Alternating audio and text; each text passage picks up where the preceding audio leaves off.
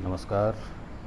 आज हम लोग हिंदी साहित्य के आदिकाल में जो साहित्य लिखा गया उसमें जैन साहित्य जो लिखा गया उस पर बातचीत करेंगे। इसके पहले हम लोग सिद्ध साहित्य और नाथ साहित्य पर बातचीत कर चुके हैं।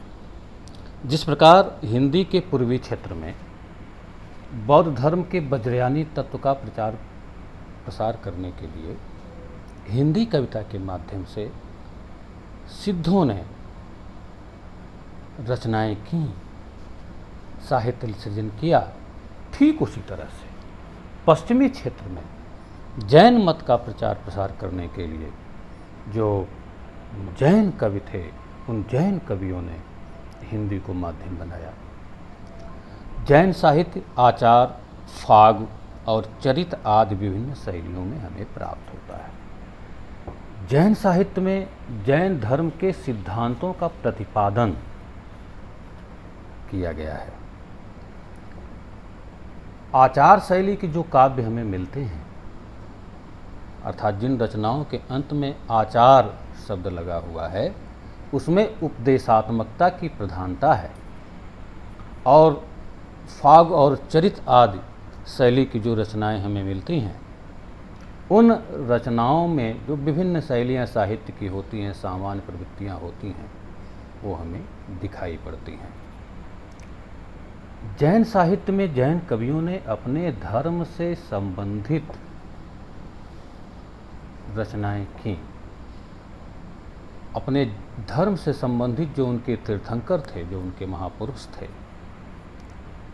उन तीर्थंकरों और महापुरुषों के चरित्र काव्यों को और जो हिंदू धर्म के की जो लोक में जो प्रसिद्ध आख्यान थे, उन लोक में प्रसिद्ध आख्यानों को उन्होंने अपने साहित्य का माध्यम बनाया।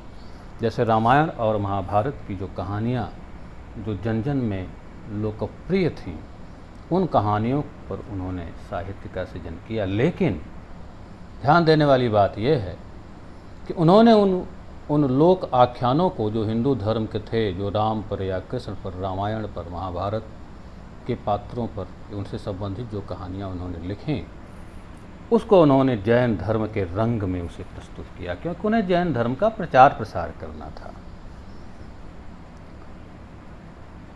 जैन साहित्य की जो भाषा है, वह भाषा देखने पर हमारे सामने आजकालीन हिंदी का जो प्रारंभिक स्वरूप था वो सामने आता है। मतलब आदिकाल में किस प्रकार की हिंदी थी। जैन जो साहित्य लिखा गया उसमें शांत रस की प्रधानता मिलती है, और जो रास नाम से जो साहित्य हमें मिलता है, एक प्रश्न मन में कौंधता है कि रास शब्द का अर्थ क्या होगा। जो रास शब्द है, संस्कृत में उसे क्रीड़ा और नृत्य के अर्थ में लिया गया है, और श्री कृष्ण की लीलाएं, श्री कृष्ण की लीलाओं को रास के रूप में जाना जाता है। रास शब्द का प्रयोग श्री कृष्ण की लीलाओं के लिए किया जाता है। वात्स्यायन ने अपने कामसूत्र में नृत्य और क्रीड़ा के अतिरिक्त रास शब्द के अर्थ में गीत को भी जोड़ दिया, गायन को भी महत्व दिया। लेकिन जैन साधुओं ने जो रास को एक प्रभावशाली रचना शैली के रूप में इस्तेमाल किया, उनके लिए रास का वह अर्थ नहीं था जो संस्कृत में था, या जो श्री कृष्ण की रास लीलाओं के लिए उसके अर्थ को ग्रहण किया गया, या जिस अर्थ में वात्स्यायन ने उसको ग्रहण किया। जो जैन धर्म के तीर्थंकर थे, उनका जीवन चरित्र तथा विष्णु के अवतारों की कथाएं जैन सिद्धांतों के अनुसार जैन साधुओं के द्वारा पद्यबद्ध की गई। जैन साहित्य का सबसे अधिक लोकप्रिय रूप रास ग्रंथ बना। जैन साहित्य में जो दोहा, कवित एवं रास छंद का प्रयोग हुआ, वह दोहा चौपाई पद्धति पर जो आख्यान काव्य लिखा गया, वह इतना प्रभावशाली साबित हुआ कि बाद में जैन साहित्य का दोहा चौपाई पद्धति, जैन साहित्य की दोहा चौपाई की पद्धति, उसकी परंपरा आगे चलकर हिंदी साहित्य के भक्तिकाल के सूफी कवियों में, तुलसी के रामचरितमानस में दिखाई देती है। अब हम जैन साहित्य के जो प्रमुख कवि हैं, उन कवियों की प्रमुख रचनाओं पर अपनी दृष्टि डालते हैं। जैन साहित्य के जो बड़े कवि हमें मिलते हैं वो हैं स्वयंभू। स्वयंभू 8वीं शताब्दी के कवि हैं और उनकी 3 प्रसिद्ध रचनाएं हमको मिलती हैं, पौमचर्यु, ऋठिणेमिचर्यु तथा स्वयंभू छंद। जो पौमचर्यु स्वयंभू का है, वह स्वयंभू के कीर्ति का स्तंभ है, वो स्वयंभू के यशस्वी होने का कारण है। और स्वयंभू द्वारा लिखा गया की रचना जो पौमचर्यु है, उसके कारण स्वयंभू अपभ्रंश के वाल्मीकि कहे जाते हैं। अपभ्रंश भाषा में सबसे पहले रामकथा लिखने वाले स्वयंभू हैं। उनके यश का, कीर्ति का वह आधार ग्रंथ है। आप कह सकते हैं कि उनकी कीर्ति का अक्षय स्तंभ है, जिसके द्वारा स्वयंभू जाने जाते हैं। और स्वयंभू को अपभ्रंश का वाल्मीकि पौमचर्यु के कारण कहा जाता है। पुष्पदंत 10वीं शती के कवि हैं। दूसरे कवि महापुराण जसहर चर्यु, रणय कुमार चर्यु उनके द्वारा रचित प्रमुख प्रबंध काव्य है। पुष्पदंत बड़े जैन साधु थे, साधक थे, प्रचारक थे, कवि थे। धनपाल ने भविष्यत कहा लिखा, भविष्यत कहा 10वीं शताब्दी में लिखा। देवसेन नाम के एक बड़े जैन आचार्य थे, जिन्होंने 933 ईस्वी में श्रावकाचार नाम की रचना की। श्रावकाचार नामक रचना में देवसेन ने श्रावकों का आचार कैसा हो, उनका आचरण कैसा हो, गृहस्थों का कर्तव्य कैसा हो, जैन धर्म के मानने वाले जो गृहस्थ हैं उनका आचरण कैसा हो, उनके कर्तव्य कैसे हों, इस पर उन्होंने विस्तार से लिखा। दोहा छंद में इसकी रचना हुई है। और देवसेन बड़े बड़े चिंतक थे जैन धर्म के। इसके अतिरिक्त उनकी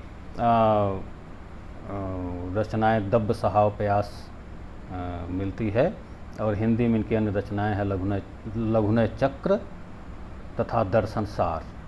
और उनकी सबसे बड़ी श्रावकाचार्य की जो सबसे बड़ी विशेषता है कि वो 250 छंदों में, दोहों में लिखी गई है और श्रावक धर्म का प्रतिपादन इसमें किया गया है श्रावकाचार में। अगले जो बड़े कवि हमें मिलते हैं वो शालिभद्र सूर्य मिलते हैं। 1184 इनका समय है और उनकी बड़ी प्रसिद्ध रचना है भरतेश्वर बाहुबली रास। भरतेश्वर और बाहुबली 2 राजा होते हैं, उनकी वीर गाथाएँ, उनके युद्धों का वर्णन इसमें है। और बाद में ये दिखाया गया है कि किस प्रकार से वे राजा युद्धों के बाद, विजय प्राप्त करने के बाद, उन युद्धों से वे विरक्ति की ओर जाते हैं और मोक्ष की तरफ जाते हैं। और उनका जो मन है हिंसा और युद्धों के पश्चात संन्यास की तरफ मुड़ जाता है। और वीर और श्रृंगार रसों का निर्वेद में अंत होता है। और उनको उसके माध्यम से जैन धर्म के सिद्धांतों का प्रचार प्रसार उन आचार्यों ने किया है। आसगु एक कवि हैं जिन्होंने एक छोटा सा खंड काव्य चंदन बाला रास लिखा, उसकी रचना की। जिन धर्म सूर्य हैं 1209 में उन्होंने स्थूल भद्र रास लिखा। विजय सेन सूर्य 1231 में रेवंत गिरी रास उनकी रचना आती है। सुमतिगण 1213 में नेमिनाथ रास लिखते हैं और सोमभद्र सूर्य ने 1184 में कुमारपाल प्रतिबोध गद्य पद्यमय काव्य प्राकृत में लिखा। ये सारी प्रमुख रचनाएं हमें मिलती हैं। इसके अतिरिक्त और बहुत सारे जैन आचार्य हमारे सामने आते हैं। मेरुतोंग आते हैं और अब्दुल रहमान आते हैं, राम सिंह आते हैं। अब्दुल रहमान का संदेश रासक अपभ्रंश का दूसरा बड़ा काव्य है। राम सिंह का पाहुण दोहा बड़ा चर्चित काव्य है। जोइंद का योगसार परमात्म प्रकाश अपभ्रंश की रचना है। और जिनदत्त सूर्य बड़े कवि हैं जैन धर्म के, उनका उपदेश रसायन रास है। धर्म सूर्य का जम्ब स्वामी रास है और सबसे चर्चित जो शब्दानुशासन की रचना की हेमचंद ने, हेमचंद का शब्दानुशासन बहुत ही प्रसिद्ध ग्रंथ रहा। आदिकालीन जैन साहित्य का जो महत्व है हिंदी साहित्य में, वह ये है कि भक्ति काव्य की पृष्ठभूमि के रूप में इसने बहुत अपना बड़ा महत्वपूर्ण योगदान दिया। जैन साधुओं ने अपने मत का प्रचार प्रसार हिंदी कविता के माध्यम से किया और वो हिंदी के लिए, हिंदी साहित्य के लिए भी वरदान साबित हुआ। जिनदत्त सूर्य का उपदेश रसायन दास एक रचना है जो छूट रही थी, वो भी बड़ी प्रसिद्ध रचना है। आदिकाल की जो रास परंपरा है, उस रास परंपरा के अतिरिक्त फाग काव्य परंपरा भी जैन कवियों की ही देन है। फाग शब्द जो है वो संस्कृत के फल्गु यानी कि बसंत और प्राकृत के फाग और हिंदी के फाग से उसकी निश्रित हुई है, उसकी व्युत्पत्ति हुई है, उसकी उत्पत्ति हुई है। फाग परंपरा का सबसे प्राचीन ग्रंथ जिनदत्त सूर्य ने लिखा था, जिनदत्त सूर्य फाग नाम से वो है। फाग काव्य का जो अर्थ है वह ये है कि फागु का जो काव्य का अर्थ वसंत के अर्थ में लिया जाता है, वसंत काव्य के रूप में लिया जाता है। बहुत सारे रचनाकारों ने वसंत विलास नाम से फागु काव्य लिखा है। वसंत विलास नाम से बहुत सारे फागु काव्य मिलते हैं, लेकिन डॉक्टर माता प्रसाद गुप्त ने एक फागु काव्य का संपादन किया वसंत विलास नाम से, जो 84 छंदों में है, श्रृंगारिक काव्य है। उसमें बसंत और स्त्रियों पर उसके विलासपूर्ण प्रभाव का वर्णन मिलता है। तो इस प्रकार से हिंदी साहित्य का आदिकाल और आदिकाल में जो जैन साहित्य लिखा गया वह कौन सा साहित्य था, किन किन प्रमुख आचार्यों कवियों के द्वारा लिखा गया, इस पर हमने अभी बातचीत की।